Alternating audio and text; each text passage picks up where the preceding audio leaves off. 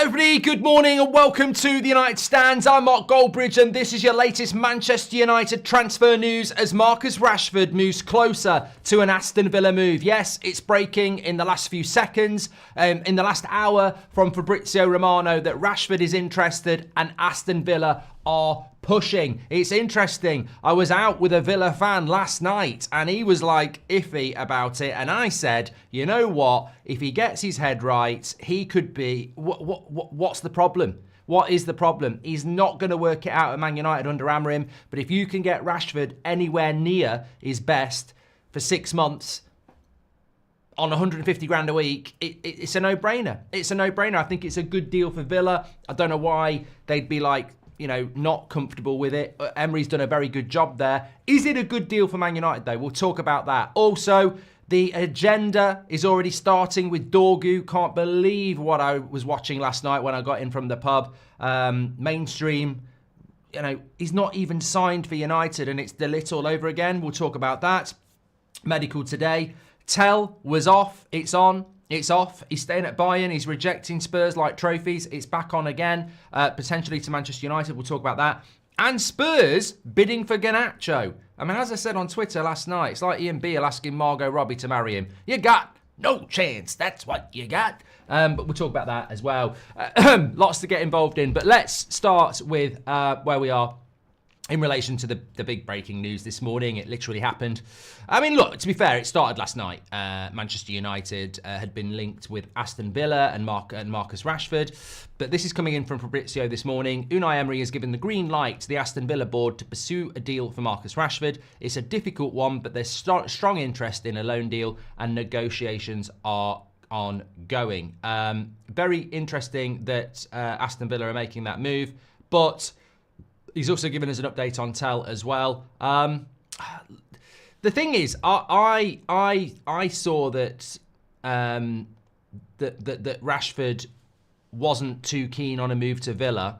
He wants to go to Barcelona or he wants to stay at Manchester United. And I sort of look at it and I go, why would you want to stay at Manchester United? Like, what is it about Man United that you want to stay and do? Because you've done nothing for 6 months. You're not played for 6 weeks. I mean, again, you don't know, you can't comment, you don't know what goes on behind closed doors, and I sense that there is something that's going to come out at some point about Rashford that is going to change the story. I just don't know what it is, because to me it's illogical. But I think that the advice around him, as I've consistently said, I think is terrible, absolutely terrible. The commercialisation of a player, the destruction of a player in front of our eyes. Marcus Rashford used to be one of my favourite players. I think he had the talent to be a lot better than he is today at 27 years of age. And I think the people around him have to take big responsibility for that on how they've advised him, where they've put him. And it's stunted his growth. There's no doubt about that. But I still look at him at 27 and I'd be saying, Marcus, you've not played football for 6 weeks. You want to go to the World Cup with England. Why do you want to go to the World Cup with England? Is it because it's a World Cup in America and there's a lot of brands out there? Or do you want to go because you want to play for England?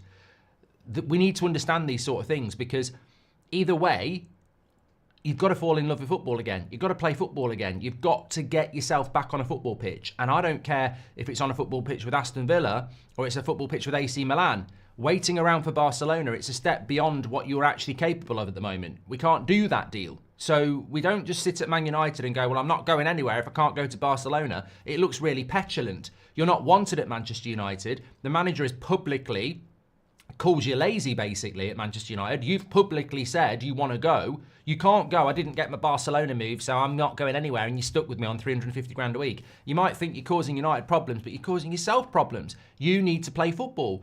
Aston Villa in the Premier League would actually be a great move for you. You're in the Premier League. You're on Match of the Day. They're talking about you. You can really stick it up United and play well in the league that Man United are in. And Villa are already above Man United and they're in the Champions League. This could be your Jadon Sancho moment where you get kicked out by Man United, but you end up in a Champions League final. Who knows? So, but you know, you keep hearing stuff about he wants to go to Barcelona, and if he doesn't get that, he doesn't want to go anywhere. And I'm like, the real choice here for me is whether we let Rashford go to Villa. I think it's more of a conversation for Man United. If I was Rashford, I'd be like, Villa, I don't even need to move house. It's straight down the M6. Piece of piss. And I'm playing in the Premier League. And I'll probably get a lot of game time as well. And it's a big club. It's got a big stadium. They're playing in the Champions League, like I said.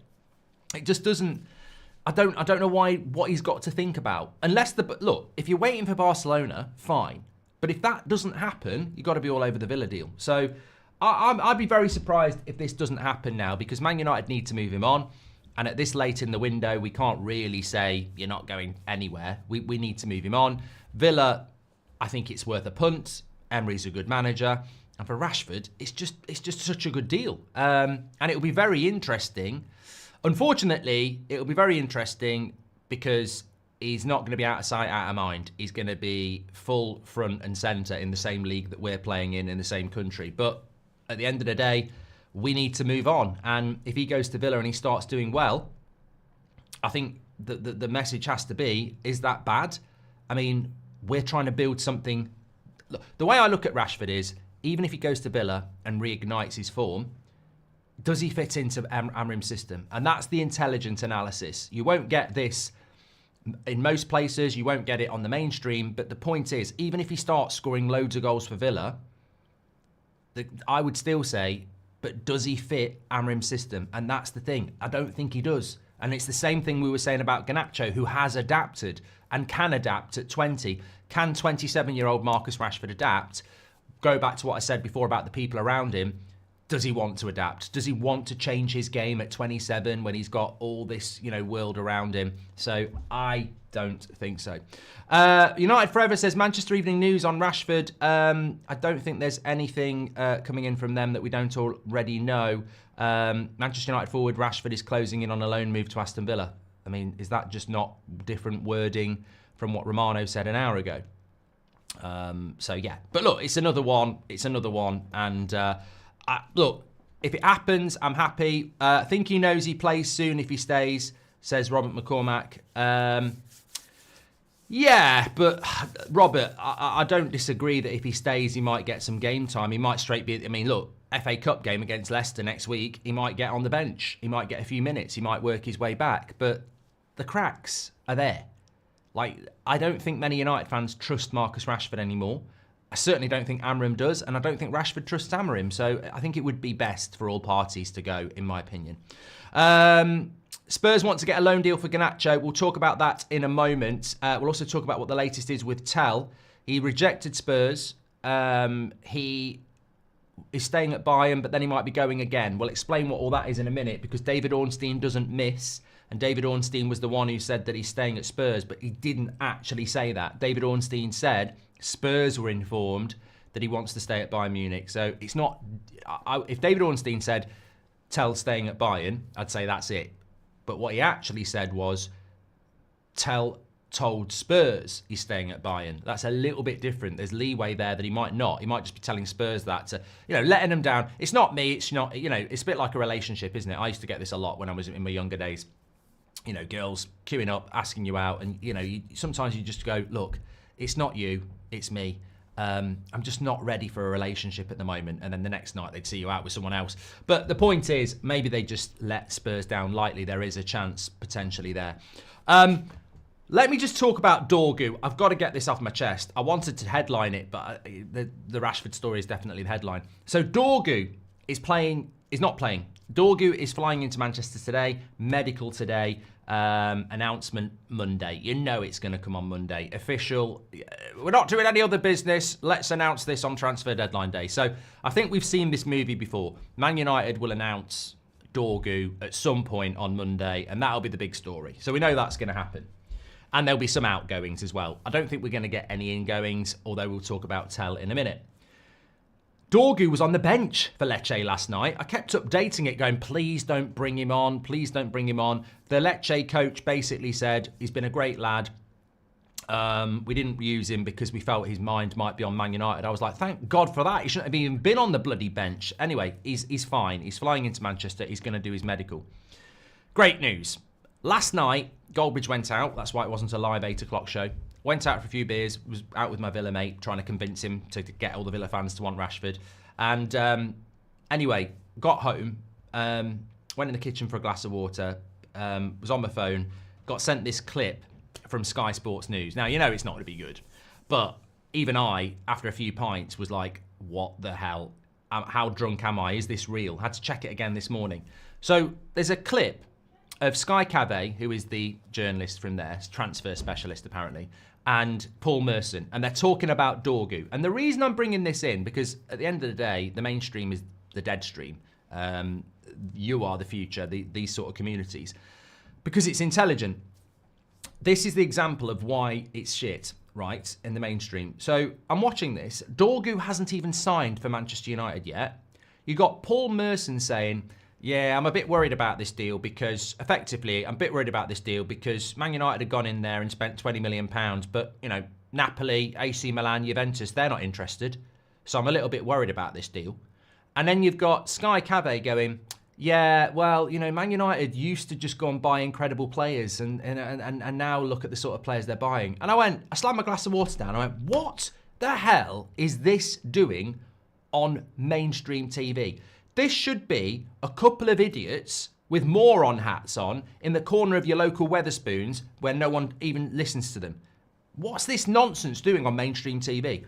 So Merson says, yeah, I'm a bit worried about the Dorgu deal because, you know, why aren't Juventus and AC Milan and everyone else interested? So if Paul Merson walks in a bar and he sees some, you know, person that he finds quite attractive and he has a chat with them and he gets on with them really well, does he go, see you later, I'm not interested because nobody had approached you before I came in the bar and you've probably got smelly armpits, bad breath and fart at night? I mean, have you ever heard such crap in all your life? Maybe Dorgu didn't want to go to anybody in Italy. Maybe all those other clubs in Italy don't have any money in January and have already got a bloody left back. It's incredible. And as for Sky Cave saying United used to go and buy incredible players and Dorgu... What? Patrice Evra and Vidic... Nobody even knew who they bloody were, and they had a crap start, and they became legends. Even Van Nistelrooy at PSV was playing at PSV. He was known about, but he was pure potential. Ronaldo, Sporting. What are these morons on? As if Man United used to just go and buy pedigree all the time. Far from it. Roy Keane, Nottingham Forest, was well known about, but he wasn't the bloody best midfielder in the world at that point. I just don't. And this is the reason I'm saying this is protect our players. Do not make the same mistake that some of you made with De Ligt and Agate, where you start listening to this shit and start on them after 1 or 2 games because they don't settle in. Protect our players, because the media agenda is starting now before he's even done his bloody medical. Basically, just drip negatively about a United signing. I couldn't believe it. I couldn't believe it. And they don't know what they're talking about. I mean, I wouldn't trust Paul Merson to know much about Liverpool's left back, let alone Lecce's. So just absolute crap. But look, they're entitled to their opinion. Let's not forget that. And that's the way the mainstream wants to go. I mean, you turn Sky Sports on at times and it's like Sky Sports News. It's like a bloody university forum with their white trainers and people I don't even know who they are. Oh, we've got Malcolm from Newcastle to talk about Isaac's new contract. What do you think, Malcolm? Well, I'm just happy to be here. Oh, it's just great. I can't believe it. Thanks for the white trainers. But my point really is, it's the agenda. They did it with De Ligt. I was on about this after the game on Thursday night. De Ligt actually is one of the best centre-backs in the country this season. He's been brilliant. But nobody will talk about that apart from United fans because the media have decided De Ligt's not very good. Just be very wary with Dorgu that it's starting already. Who is Dorgu? That's the whole point, you prats. You're not meant to know who Dorgu is because it's well scouted. That's the point. Oh, I don't even know who this Dorgu is. How many Ballon d'Ors has he won? And I've never heard of him. Never heard of this Dorgu. Oh, Man United used to buy good players. What are they buying this Dorgu for? Blood. AC Milan don't want him. Why Man United buying Dorgu? Yeah, because it's called good scouting, and actually a lot of us do know who Dorgu is, and we've heard of the name for 12 months, because that's called actually understanding the sport that you're talking about. Swivel on it. Anyway, I needed to get that out, because I think you've got to get in early now. When the media is starting against our players, before they even kicked a ball, I saw it with De Ligt, we've got to hit it back. Absolutely. It's just crap analysis, and it's always just trying to create a story around Man United because it's beneficial for them that Man United are a story one way or another, and they don't like positivity. Right, let's talk about Tell. Oh, this is third on the agenda. I'm going to get into some of your comments in a minute. Lots tuning in. Make sure you smash a like and subscribe. My plan today, by the way, is we have got a live 8 o'clock show tonight. Saturday night live at 8. We will be live.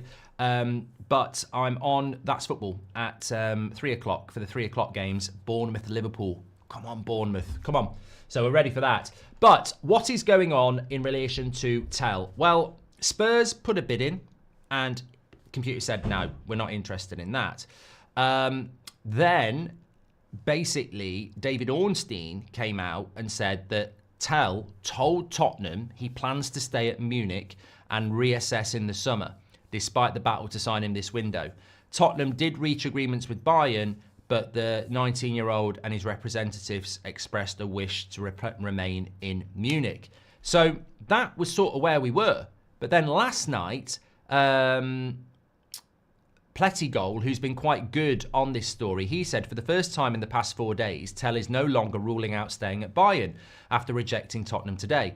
Bayern now also received information that a stay is possible. However, further discussions are ongoing. Manchester United, who've spoken to Bayern on the phone, remain in the race. Aston Villa, Arsenal and Chelsea still involved. It now depends on the clubs, their projects, the visions and concrete offers, whether a loan or even a sale could still happen before the deadline day. Tell rejected Tottenham today because he wasn't convinced by the project, independent of the Spurs offer. So I think the latest on Tell is staying, is going, is staying, is thinking, is going, is staying. I'm not going to criticise him in the sense that I think he's got his head screwed on. And as frustrating as that is for us, I think he's got his head screwed on, and I think he is basically assessing options. And I don't blame him for not going to Spurs. I don't blame him for not going to Spurs, because if you're looking for a project, it's a bad project. I'm not saying Man United's a better project, but it's a bigger club. And I'm not saying Spurs projects won't be more successful than ours at the moment. I just don't know. But I would choose Man United, obviously. But I would choose Man United even if I wasn't a Man United fan. So I think he's got to take his time.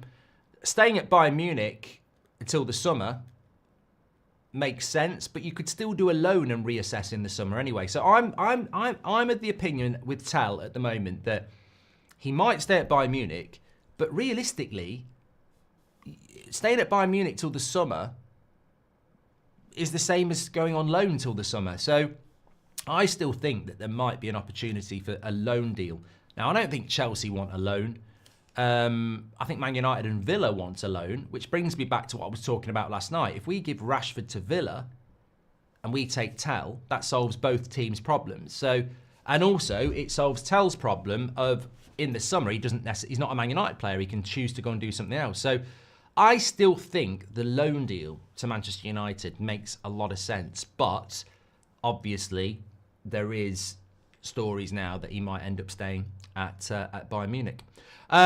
Louis Brook has gifted 5 memberships. Thank you very much. Also, Napoli wanted him in the summer. Merson is a proper chat. Fair play for calling them out. Legends is Perry Smith. Hi, Mark. Will there be a Royal Rumble watch along? Not unless we do it at 8 o'clock in the morning, which is when I'm going to be watching it. I'm not going to stay up late and watch that, mate. I'm too tired today. Shout out to Beth. Great questions and feels like we're talking to the players directly. Yes, we've got another interview with Delo coming out at 1 o'clock, actually. It's embargoed, so 1 o'clock today on this channel. More chat with Delo. Strange they turn on Dorgu, who is coming for the place of English national Shaw. Yes, Georgie.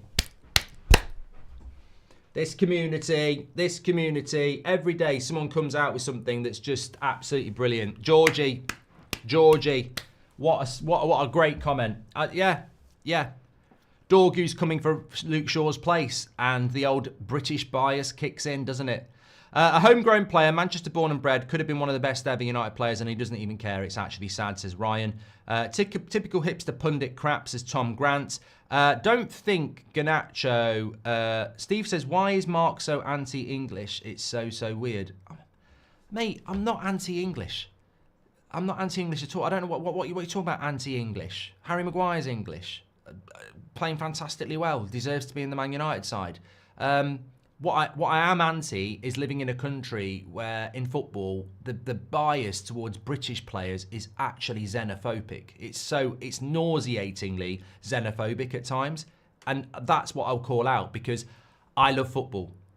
I saw the Premier League go from shit to the best in the world because we brought foreign players in. The Zolas, the Klinsmans, the Cantonars, they changed our game. And I was probably your age, a lot of you, when that happened. I was like 10, 11, 12, 13, 14, 15 in the formative years of the Premier League.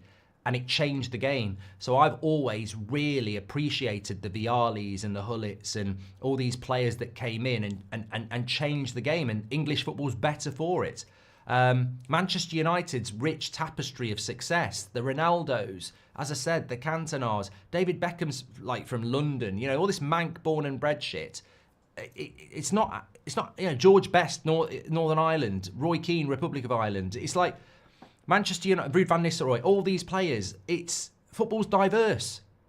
Man United fans don't just come from England, they come from America, they come from India. Football is diverse, and I'm not anti-English. I'm just anti people who are actually anti-diversity and anti, you know, foreign influence in football, because that's what it comes across as. And as somebody that hasn't lived in England all my life, I'm not blinkered by England. We need an English left back at Manchester United. Why are they buying this Danish lad from Lecce? We don't need that. We need good footballers. And yeah, I've said my piece. I don't think Garnacho's going anywhere and I don't want him to, says Yechi. At the start of the window, I was fine because maybe Amrim didn't want him after the City game, but he clarified how he changed and not the other one. Yechi, we cannot sell Garnacho. I don't know whether anybody saw it, but this came in last night. It made me laugh. Spurs are now looking at Garnacho. I mean, they're selling Garnacho full stop, which is absolutely stupid. They're selling Garnacho to Chelsea, which is absolutely stupid, but Chelsea probably are going to be a team competing for big tournaments over the next 2 years. They're selling Garnacho to Spurs. I mean, what has the lad done to deserve that? He always gives his best in a Man United shirt. Why would you sell him to Spurs? I mean, are you trying to destroy him? I don't care how much money we've got. That's just not fair on the lad. At what point does he deserve that? Eh? At what point? Now respect Garnacho more. He showed attitude and deleted social media, dyed his hair black, trained hard, saved himself for becoming the sacrificial lamb, says Roosh. Spurs want to loan Garnacho out. Jokes, says Ashton. Robert, we've done. Brian Sheehy, welcome to the Members Club. What a joke selling Garnacho, says Hyans. And hi, Mark. Marcus is delusional and it's all about status. His advisors need firing, says Lee Cape Town. Kieran Reeve has gifted 5 memberships, by the way. What an absolute legend. Appreciate that. Emily Derry says, mainstream media is so short-sighted. How are our young players supposed to improve if they don't compete against the very best? This is our job, though. This is our job. I think too many of our fans are, you know, focused on... Look, none of us are the manager of Man United. And none of us are training the players. And whilst we can have opinions, I don't know why people get so rigid on those opinions so quickly. Like, Agate shit. Delete shit. I mean, you're feeding into what the external drive always is to make Man United the story. Patience will set us free. We need to be more patient with Amorim because it's going to be a long road.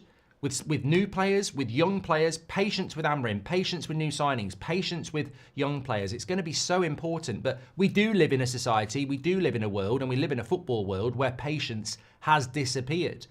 But we can fight the mainstream, we can fight the agendas, but we can only do that if, as a fan base, the majority are patient. And Dorgu could be absolutely shit. He could play against Leicester and get torn apart. And people will be going, what a waste of money. You know it and I know it. And yet I know Patrice Evra got torn apart on his first game for Man United and went on to be a legend. I think looking back to the past doesn't help us. But there are lessons from the past, like especially about around new signings and young players. The class of 92 weren't the class of 92 when they started. It took 2 or 3 years for some of them being fed in gradually. Not every signing legend from the past started off well. And yet, we want success, and we're less patient than we've ever been. And it's going to take more work now because we were a better team then. You bring a new player into a good team and they take time, but they're in a good team. You put a new player into a bad team, it's going to take longer, but we don't want to be patient. We have to be patient. And the Dorgu thing, Georgie's probably right. Maybe that's what it's all about. You know, Dorgu comes in to replace Luke Shaw. Oh, he's English. You know, I don't know. Maybe that is it. Maybe I'm not. I don't know. Merson's opinion on Dorgu is ridiculous and shows stupidity. It's baffling how he can criticise someone without their talent and potential and without knowing it, says Johnny. Do you think Amrin will try Martinez and CDM? Right, we'll move past that. I think any player joins us, we should give up more respect. That's Man United and it always will be, says Owen Jones. There hasn't been any leaks after Rashford got dropped, says Chris. Sunrise says, are you watching the Royal Rumble tonight? I'll probably watch it in the morning. And hi, Mark. Will there be an opportunity to meet and greet at the show? Would love to get a pic and a chat, says John. Mate, in relation to the show, links in the description, in the live chat as well. Tickets are going really fast, but as I showed you the picture on the Rashford video last night, great venue, very tall, etc. We'll sort something out. There's normally a meet and greet after every show, but what I would say is this is massive. Like, this is like, I think we're touching over 1,000 people. So you think about it after a show, whatever we do, it's not going to be, hello, let's have it. Who do you think we should sell? Because I'll still be there next year. So we will sort something out. But it's normally like, get a picture, etc. But Ricky will be in the bloody bar with you. He doesn't give a shit. Louis Brook, gifted 5 memberships. Thank you very much. Appreciate it for that. Let's spoke about Garnacho. We spoke about the Dorgu situation. Oh yeah, obviously Dorgu won't be playing against Crystal Palace. I think some people were asking about whether that would be a possibility. Phil Cartwright, welcome to the members club. Thank you very much. Yeah, a Dorgu, I would imagine, goes straight into the Leicester game next Friday. So if you go into that, I think you'll see Dorgu's debut. I don't know whether he'll start, but I think he will go straight into the match day squad because he's fit. There is no nonsense that you used to get under Ten Hag about. I know he's played in the Italian league, but this is the Premier League, and you know he's starting from square one, and we'll have to do this, that, and the other. I think that it's he'll be hopefully straight into the team. I mean, I don't know how Amrim works. It's Amrim's first signing. It's Amrim's first deal. We've got no previous to understand whether he chucks new signings straight in or whether he'll put him on the bench.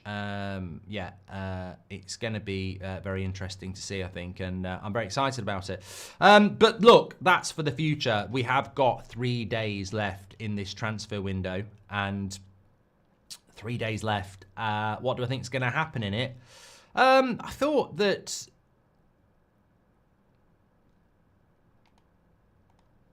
I think that I've just retweeted something quite funny off the United stand. I'm just having a quick look about the Rashford thing. Yeah, I mean, the Rashford story is now developing. Marcus Rashford is closing in on a loan move to Aston Villa. Sources say a deal for Rashford to join Villa on loan is progressing. And there's optimism that it will get concluded. Villa made their move after Duran. Hold on a minute.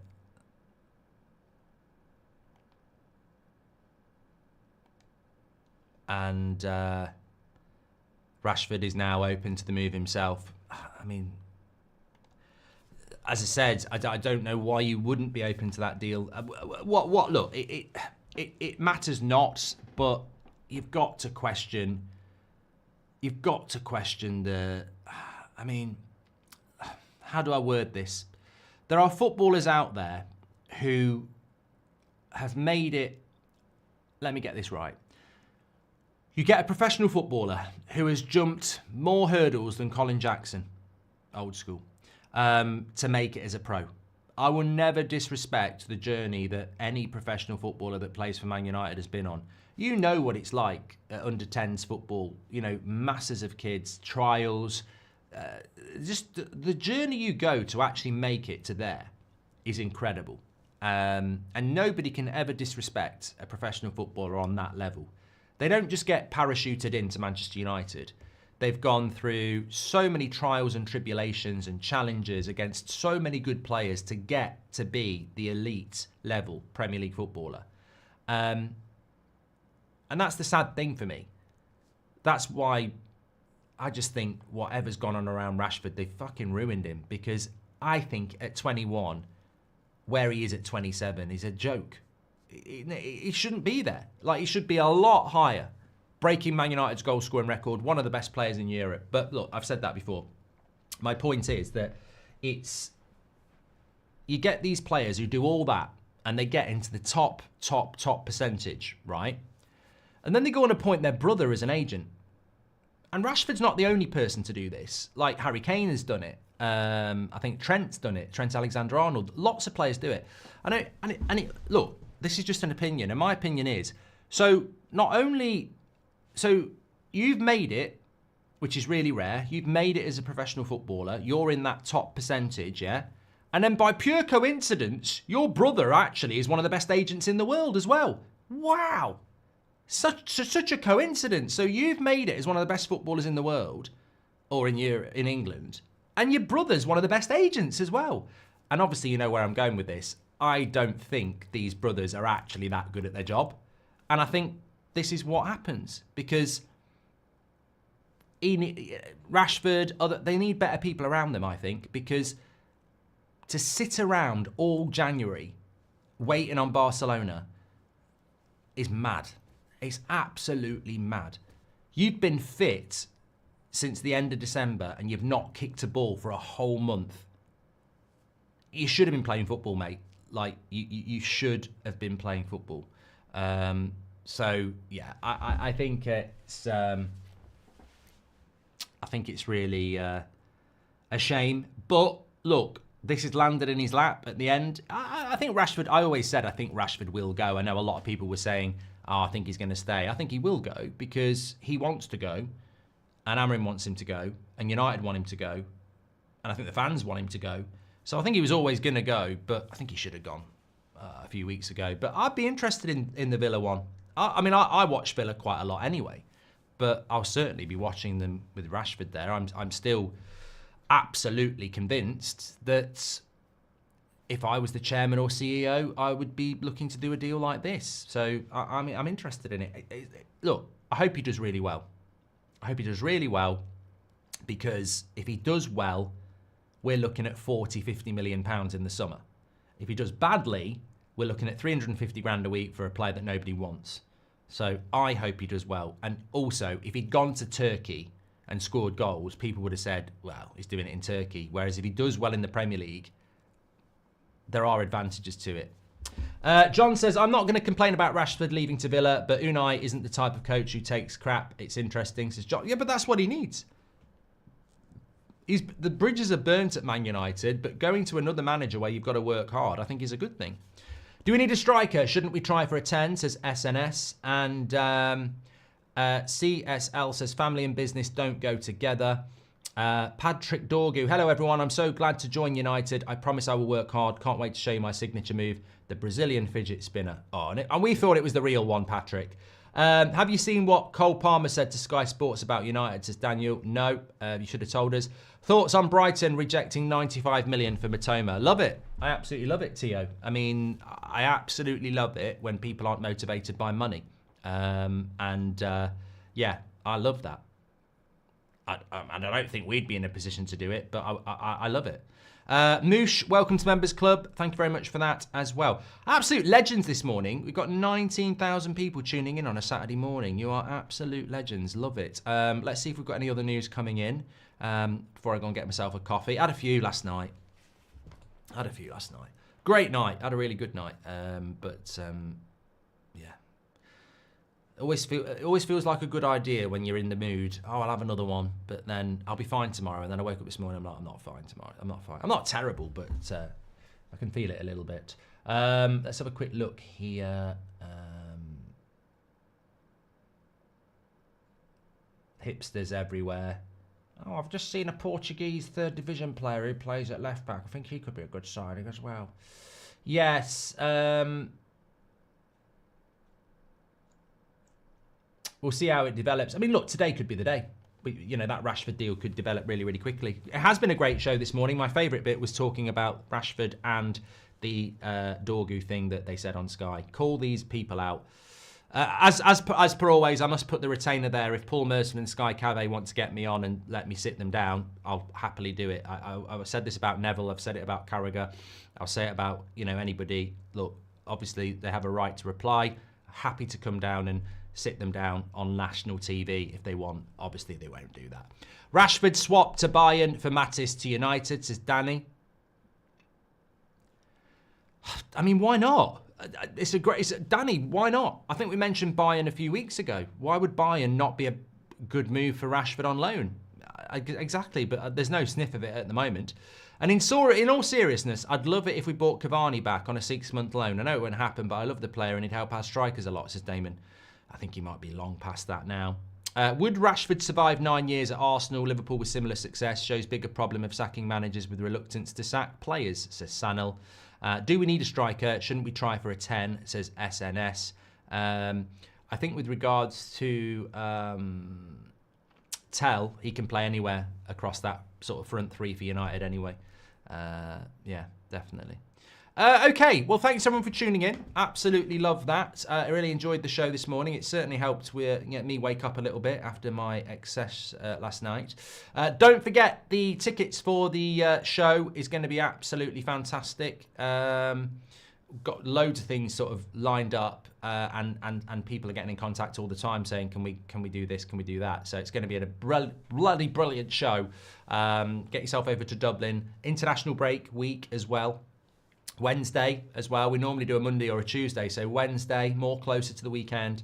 Really looking forward to it, and started doing a few notes for how the show's going to go as well. It's not going to be like, hello, let's talk about, put your hand up if you think we shouldn't have sold De Gea. Not doing that. It's going to be interactive, questions, story of the United stand, try and be entertaining. Won't be hard. And yeah, just have a good laugh, and some special guests as well, which Beth and Ricky are going to be there, but they're not the special guests. They're on the United stand. This, proper special guests. Smash a like. Make sure you subscribe. Get your tickets. Links in the video description. Fantastic venue.